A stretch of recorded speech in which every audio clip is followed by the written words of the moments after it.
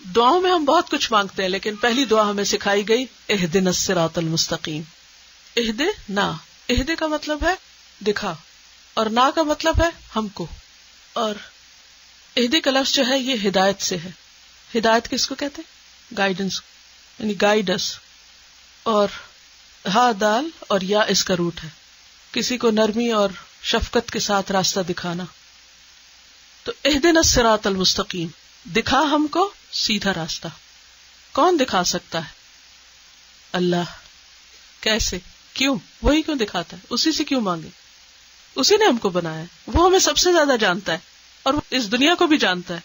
اس کو زیادہ پتا ہے کہ کدھر سے جانا چاہیے، کیا کرنا چاہیے.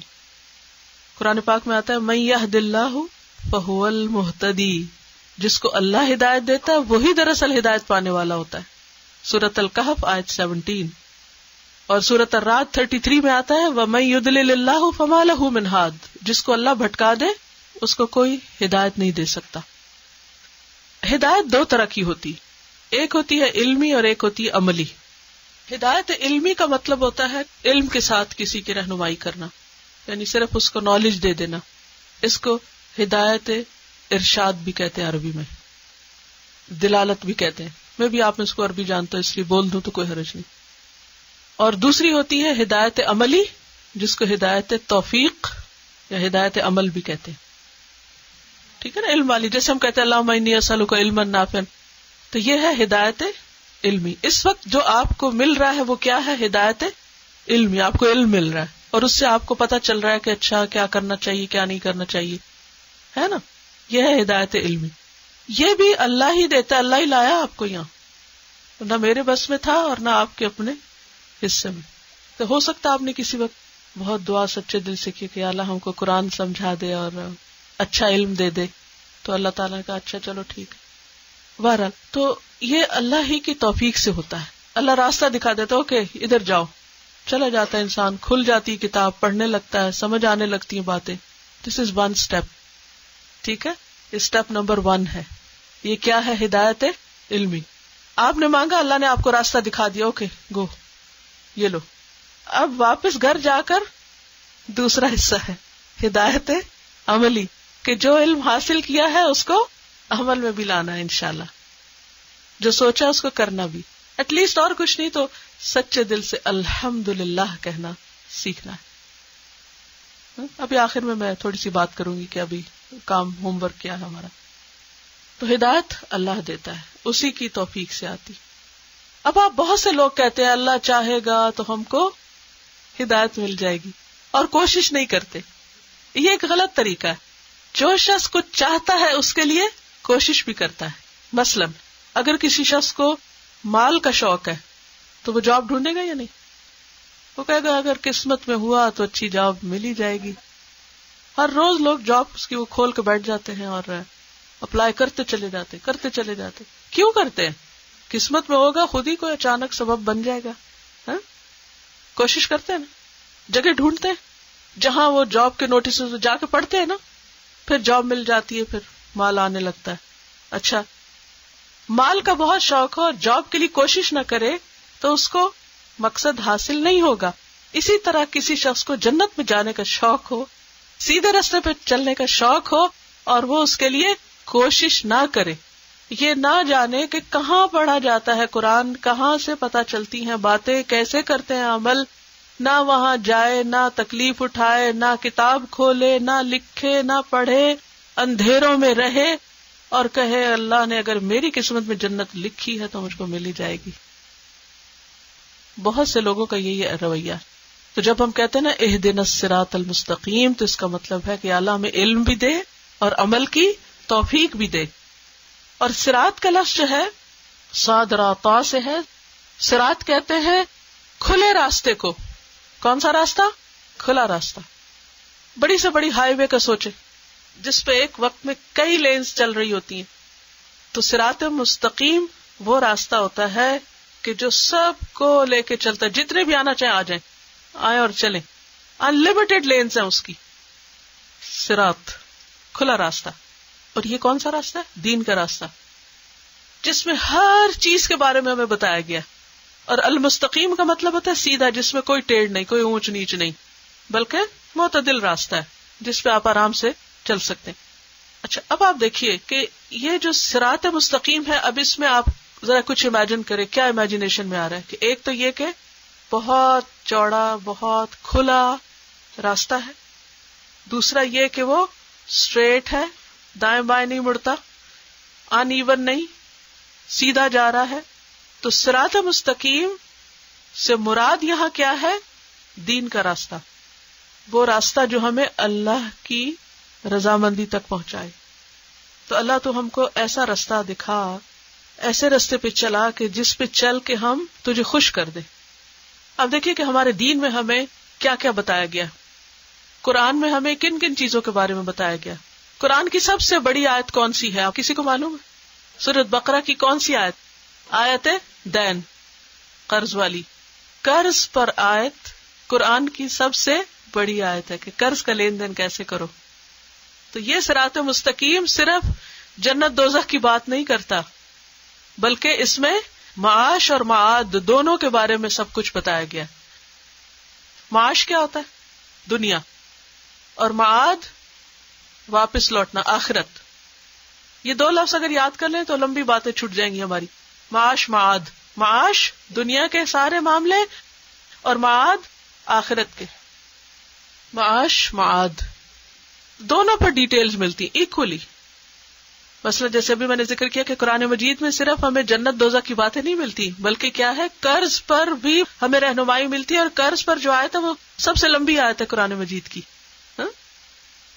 ابو ذر رضی اللہ تعالیٰ عنہ کہتے ہیں، ترکنا رسول اللہ صلی اللہ علیہ وسلم وما طائر يقلب جناحيه في الهواء الا وهو يذكرنا منه علما قال فقال صلى الله عليه وسلم ما بقي شيء يقرب من الجنة ويبعد من النار الا وقد بين لكم۔ حضرت ابو ذر بیان کرتے ہیں کہ رسول اللہ صلی اللہ علیہ وسلم نے ہمیں اس حال میں چھوڑا، یعنی دنیا سے جب آپ رخصت ہوئے، کہ کوئی پرندہ ایسا نہیں تھا کہ جو ہوا میں اپنے پر پھڑپھڑاتا ہو، مگر یہ کہ آپ نے ہمیں اس کے بارے میں بھی علم دیا، یعنی اس سے کوئی نہ کوئی عبرت اور نصیحت کی بات ہمیں سکھائی۔ اور وہ یہ کہتے ہیں کہ نبی صلی اللہ علیہ وسلم نے یہ بھی فرمایا کہ کوئی چیز ایسی نہیں بچی جو جنت سے قریب کرتی ہو اور دوزخ سے دور کرتی ہو، مگر یہ کہ وہ تمہارے لیے واضح نہ کر دی گئی ہو۔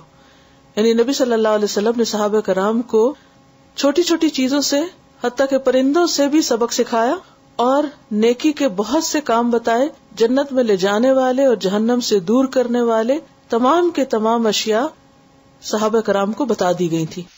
کہاں ہے وہ علم؟ پرندوں کے اڑنے کا علم کہاں ہے؟ قرآن میں، سورۃ ملک میں روز آپ پڑھتے ہیں۔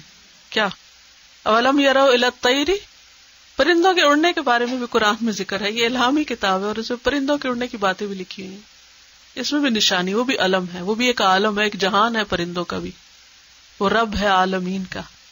تو صراط مستقیم کون سا راستہ ہے جس میں معاش اور معاد دونوں کے بارے میں ہمیں واضح رہنمائی ملتی، ہر چیز کے بارے میں گائیڈنس دی گئی ہے ہمیں دنیا میں اندھیروں میں نہیں چھوڑ دیا گیا۔ یہ الگ بات ہے کہ ہم نہ پڑھیں اور اندھیروں میں رہنا پسند کریں۔ تو ہم کیا دعا مانگتے ہیں؟ اہدنا الصراط المستقیم، مستقیم۔ قرآن پاک میں اللہ تعالیٰ فرماتے سورۃ الانعام 153، وَأَنَّ هَذَا صِرَاطِي مُسْتَقِيمًا فَاتَّبِعُوهُ، اور یہ میرا راستہ سیدھا ہے، اس کی پیروی کرو۔ وَلَا تَتَّبِعُوا السُّبُلَ، اور بہت سے راستوں کی پیروی نہ کرو اور رستوں پہ مت چلو۔ فَتَفَرَّقَ بِكُمْ عَنْ سَبِيلِهِ، وہ تمہیں اس کے راستے سے دور لے جائیں گے، الگ کر دیں گے۔ تو اللہ کا راستہ سیدھا راستہ ہے، دین کا راستہ، اور یہ راستہ، یہ ہائی وے جو ہے، یہ ہمیں سیدھی جنت تک پہنچاتی ہے اگر ہم اس پر چلے، اس کے رولز کو فالو کرے۔ اب آپ میں سے جو ڈرائیورز ہیں وہ سوچ لیں کہ آپ ہائی وے پہ چڑھ چکے ہیں، اور اب آپ کو چڑھنے کی پرمیشن کب ملتی ہے؟ جب آپ رولز اینڈ ریگولیشنز کو فالو کرنا۔ تو اس راستے کے بھی کچھ رولز اینڈ ریگولیشنز، ان کو فالو کرنا ہے۔ اس ٹیسٹ کو پاس کرنے کے لیے کیا کرنا پڑتا ہے؟ گاڑی چلانے کے لیے کچھ کرنا پڑتا ہے۔ آپ میں سے جو لوگ ڈرائیونگ ٹیسٹ پاس کیے ان کو پتا ہے کتنے کانشیس تھے، اور فیل ہو گئے تو بھی ہمت نہیں ہاری، پھر پاس کیا۔ اور پھر کیا وہ صرف علمی ہدایت تھی کیا تھی ساتھ؟ عملی تھی نا. جب ڈرائیور بنے نا، جب ہائی وے پہ چل سکتے نا، جب منزل تک پہنچ سکتے ہیں نا، بس اسی سے ہی صراط مستقیم کو سمجھ لیجیے. ہمیں ڈرائیونگ کے علمی اور عملی طریقے سکھا دے، اور پھر پہلا جو ہے نا وہ طریقہ سکھا دے، اور دوسرا یہ کہ چلا بھی دے، کیونکہ اللہ کی توفیق سے ہی بندہ چل سکتا ہے. اب یہ ہے کہ صراط مستقیم کیا ہے، تو مستقیم کی ڈیفینیشن ہے صراط الذین انعمت علیہم، ان لوگوں کا راستہ جن پر تو نے انعام کیا ہے. اگین صراطہ راستہ ہے، الذین وہ لوگ، تو ہم نے سیدھا راستہ مانگا. صراط الذین راستہ ان لوگوں کا، انعمت تو نے انعام کیا، علیہم ان پر، جن پر تو نے انعام کیا.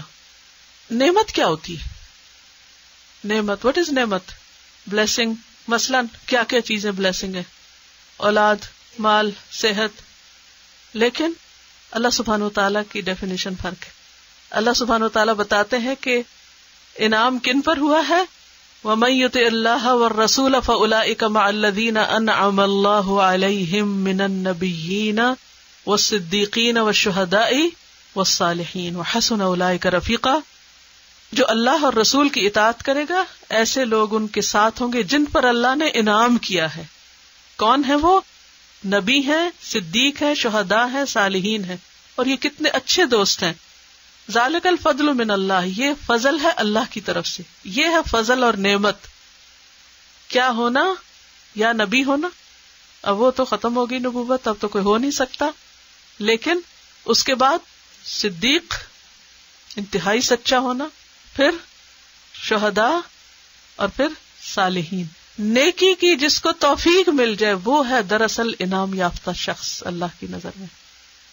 نیک لوگ چاہے بھوکے ہی کیوں نہ ہو، چاہے ان کا کوئی گھر نہ ہو، چاہے ان کے پاس اولاد نہ بھی ہو، کوئی بات نہیں، چاہے ان کے پاس دنیا کا کوئی نیم فیم کچھ نہیں، نتھنگ، لیکن ان کے پاس کیا ہے؟ دین ہے، نیکی ہے، تقوی ہے، خیر ہے، بھلائی ہے. کیونکہ اللہ سبحانہ و تعالیٰ قرآن پاک میں دین کو نعمت کہتا ہے. الیوم اکملت لکم دینکم واتممت علیکم نعمتی. دین نعمت ہے، لیکن سب سے پہلے ہم مال اولاد کی طرف جاتے کہ ہماری کشش ان چیزوں کی طرف ہے نا. لیکن اصل نعمت کیا ہے؟ دین ہے اصل نعمت.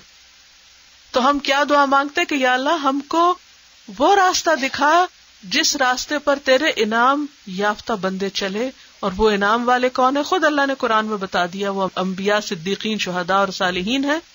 اب وہ کون ہیں؟ ان کے بارے میں ہم کو پڑھنا چاہیے. ایک بہت اچھی کتاب آج کل آئی ہوئی ہے یہاں، companions of the prophet. Companions of the prophet صلی اللہ علیہ وسلم وہ لوگ ہیں جن پر اللہ نے انعام کیا تھا رضی اللہ عنہم ورضوا عنہ، اللہ ان سے راضی ہو گیا. Stamped people. انبیاء کی سٹوریز پتہ ہونی چاہیے، خود بھی پڑھیں، بچوں کو بھی بتائیں. اب ان میں سے کتنے انبیاء ہیں جن کے پاس بہت مال تھا؟ کتنے انبیاء ہیں جن کے پاس بہت اولاد تھی؟ کتنے انبیاء ہیں جن کے پاس بہت خزانے تھے؟ چند ایک. میجورٹی کے پاس دنیا نہیں تھی، لیکن اس کے باوجود اللہ نے نمبر 1 ان کا نام لیا کہ وہ انعام یافتہ لوگ ہیں، انعمت علیہم لوگ ہیں. تو اللہ ہم کو ان کے رستے پہ چلا. غیر المغضوب، ان پہ نہیں جن پہ تیرا غضب ہوا. یہ دوسری کیٹیگری ہے لوگوں کی، دوسری کیٹیگری جو دنیا میں جی رہے ہیں اور چل رہے ہیں. مغضوب کا لفظ ہے نا، یہ غضب یغضب سے ہے. غضب کہتے ہیں غصے کو، جن پہ اللہ کا غصہ ہوا. یہ کون ہے؟ تو غصہ کس پر ہوا؟ جن کو اللہ نے علم دیا لیکن انہوں نے عمل نہیں کیا، تکبر کیا. ایسے لوگوں پر اللہ کا غضب بھڑکا. وہ قومیں جن کے واقعات قرآن پاک میں موجود ہیں، مثلا قوم نوح ہے. کیا ان کو ان کے پیغمبر نے علم دیا تھا یا نہیں دیا تھا؟ سورۃ نوح پڑھ کے دیکھے. وہ کہتے ہیں انی دعوت قومی لیلا و نہارا، یا اللہ میں نے اپنی قوم کو رات اور دن کو پکارا ہے. کہتے ہیں ثم انی اعلنت لهم واسررت لهم اسرارا، ان کو میں نے کھلے کھلے بھی بتایا اور چپ کے بھی بتایا. ان کو علم دیا کہ لیکن انہوں نے ہٹ درمی سے کام لیا. کیا ہوا؟ اللہ کا غضب آیا. کس شکل میں؟ اللہ کا غضب کیسے آیا تھا؟ ان پر ڈبو دیے گئے تھے.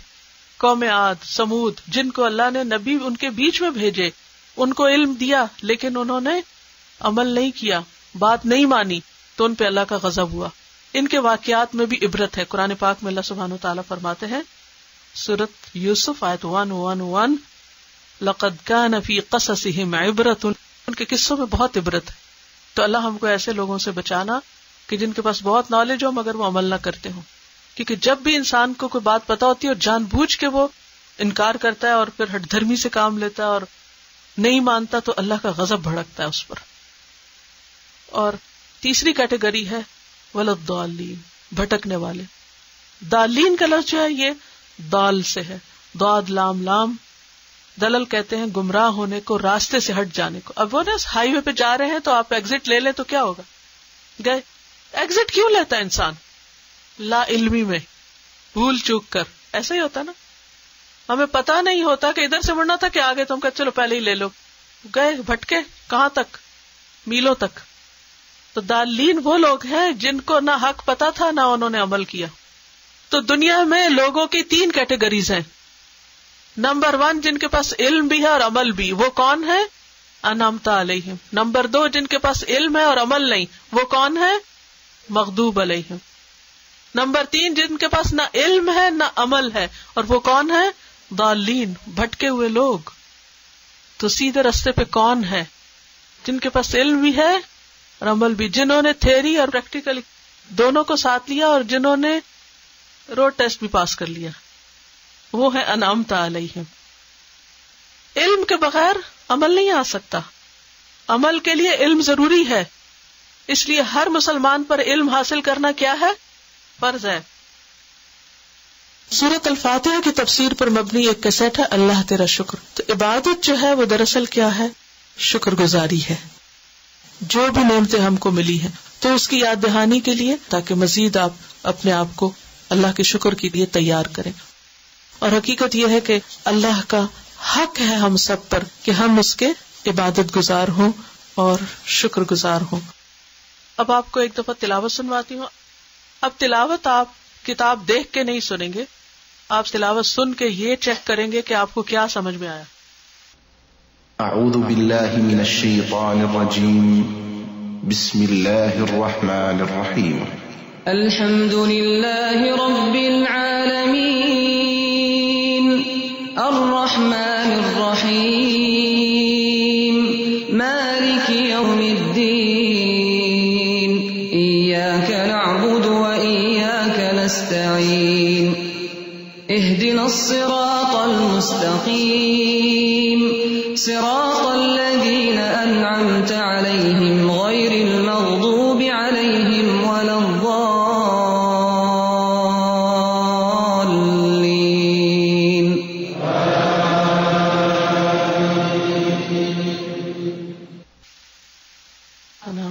اس کے لیے کیا کرنا ہوگا؟ کوشش کرنی ہوگی. کس چیز کی؟ علم کی اور عمل کی. علم کے لیے اللہ نے آپ کو موقع دے دیا ہے، تو گھر جا کر ایک تو آپ نے کیا کرنا ہے، اپنی نمازوں میں سورۃ فاتحہ جب پڑھیں گے تو اس میں معنی پر غور کریں گے. This is number 1 homework. Number 2 translation پھر دہرائیں گے. اپنے ٹاسک لکھ لیجئے. نمبر 1 سورۃ فاتحہ نماز میں پڑھتے وقت معنی پر غور کریں گے. Number 2 translation word to word دہرائیں گے. نمبر 3 تفسیر کے نوٹس کا ریویو کریں گے. نمبر 4 یہ جو مصحف ہے آپ کے پاس، اس میں نیچے خالی جگہ چھٹی ہوئی ہے نا، تو کسی بھی قرآن پاک سے یا خود بنا کے با محاورہ رننگ ٹرانسلیشن اس پر لکھ لیں. کہ خالی اسی لیے ہے کہ آپ پھر خود اپنے قلم سے، اللہ نے چونکہ لکھنا سکھایا تو قلم سے آپ جب لکھیں گے تو آپ کو زیادہ سمجھ آئے گی کہ آپ کیا کر رہے ہیں.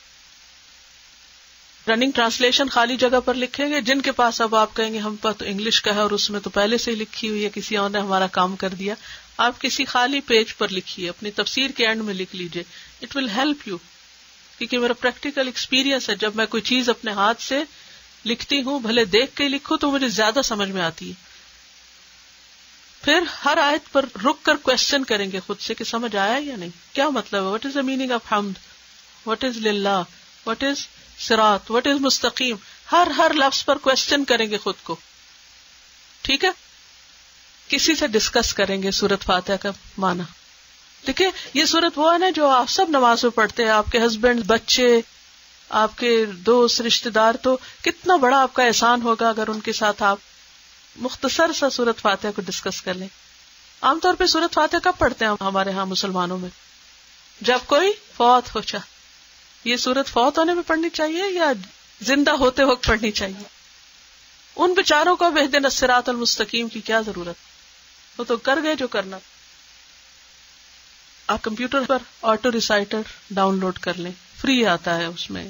اس پر سورت الفاتحہ کی قرات ڈاؤن لوڈ کر لیں ہر قاری کی آواز میں، جتنے بھی انہوں نے دیے ہوئے ہیں، اور پھر ریسائٹ آل سورز کو کلک کر دیں اور چلا دیں اور اپنا کام کرتے رہے. اور کبھی ایک رنگ میں سنیں، کبھی دوسرے میں سنیں، کبھی تیسرے میں، اور ہر دفعہ آپ اپنے آپ سے باتیں کریں اور پھر اللہ سے باتیں کریں. خالق، مالک، مدبر، رب العالمین، الحمد للہ رب العالمین، الرحمن الرحیم، مالک یوم الدین، ایاک نعبد و ایاک نستعین، اہدنا الصراط المستقیم، صراط الذین انعمت علیہم غیر المغضوب علیہم ولا الضالین، آمین. اگر آپ پھر ان کی ڈیٹیل دیکھیں، ایک ایک عالم میں کیا کچھ ہے، تو ہمارے تو گنتی سے ہی باہر ہے. لیکن اس کو چھوڑ کے پتہ نہیں کس کس کی تعریف ہم کرتے رہتے ہیں. اللہ ہم کو معاف کر دے. اوکے، سبحانک اللہم و بحمدک، نشہد ان لا الہ الا انت، نستغفرک و نتوب الیک. السلام علیکم و رحمۃ اللہ وبرکاتہ.